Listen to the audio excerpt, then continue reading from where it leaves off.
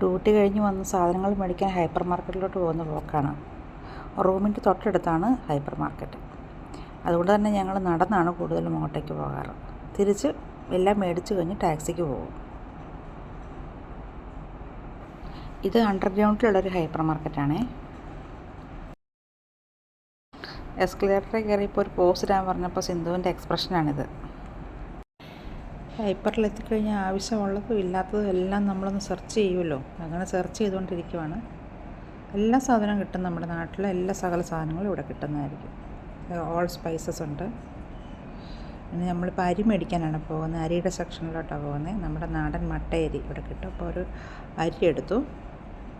അതിന് ഇവിടെ 2 കടിയൊക്കെ ഉള്ളൂ ഒരു 5 കിലോ അരിക്ക് കേട്ടോ. പിന്നെ മീനിൻ്റെ സെക്ഷനിലോട്ട് പോയി ഒരു നെയ്മീൻ എടുത്തു. പിന്നെ കുറച്ച് വറ്റ വാങ്ങിച്ചു. ഏകദേശം നമ്മുടെ നാട്ടിലെ സെയിം വില തന്നെയാണ് ഇവിടെ എല്ലാ മീനിനും കേട്ടോ. അത് ഡ്രസ്സ് ചെയ്യാൻ പറഞ്ഞിട്ട് പച്ചക്കറി വാങ്ങിക്കാനായിട്ട് അപ്പുറത്തോട്ട് പോയി. പയറെടുത്തു. പയറിനൊക്കെ നമ്മുടെ നാട്ടിലെ കഴിഞ്ഞും വില കൂടുതലാണ് കേട്ടോ ഇവിടെ. കിലോയ്ക്ക് 150 രൂപയൊക്കെ വില വരുന്നുണ്ട്. നാടൻ പച്ചക്കറിക്കെല്ലാം വില കൂടുതലാണ്. ഇവിടുത്തെ പൊതുവായിട്ട് ഇവർ കഴിക്കുന്ന പച്ചക്കറികൾക്ക് അത്രയും റേറ്റ് ഇല്ല. ഇതിപ്പം മുരിങ്ങക്കോലൊക്കെ ഉണ്ട്. മുരിങ്ങക്കോലിനൊക്കെ നല്ല റേറ്റാണ്.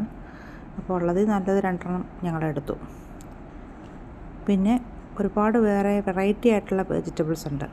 ഒരുപാട് ലീഫി വെജിറ്റബിൾസ് ഒരുപാടുണ്ട്. ചീര, അതുപോലെ തന്നെ സലാഡിന് ഉപയോഗിക്കുന്ന ഇലവർഗ്ഗങ്ങൾ, അങ്ങനെയൊക്കെ ഒരുപാട് ഇലക്കറികളുണ്ട് ഇവിടെ. ഈ സെക്ഷൻ മൊത്തം പാലും പാലുൽപ്പന്നങ്ങളുമാണ്. ചീസ്, ബട്ടർ, ഫ്ലേവേർഡ് യോഗേർട്ട്സ്, അങ്ങനെ ഒരുപാട് ഐറ്റംസ് ഉണ്ട്. പിന്നെ ടീ പൗഡർ, കോഫി പൗഡർ ഒക്കെ എടുത്തു. പിന്നെ ബിസ്ക്കറ്റ് എടുത്തു. മിക്ക ദിവസം രാവിലെ കോഫിയും ബിസ്ക്കറ്റ്, കോഫി ബ്രെഡൊക്കെയാണ് കഴിച്ചിട്ട് പോകുന്നത്. എല്ലാ ദിവസവും ഫുഡ് ഉണ്ടാക്കാൻ സമയം കിട്ടത്തില്ല. രാവിലെ ലേറ്റായിട്ട് എഴുന്നേൽക്കുന്ന ദിവസം ഇതൊക്കെ തന്നെയാണ് ഭക്ഷണം. പിന്നെ ക്രോവസോൺ, ക്രീം ബണ്ണ്, അങ്ങനത്തെ കുറച്ച് ഐറ്റംസൊക്കെ എടുത്തു.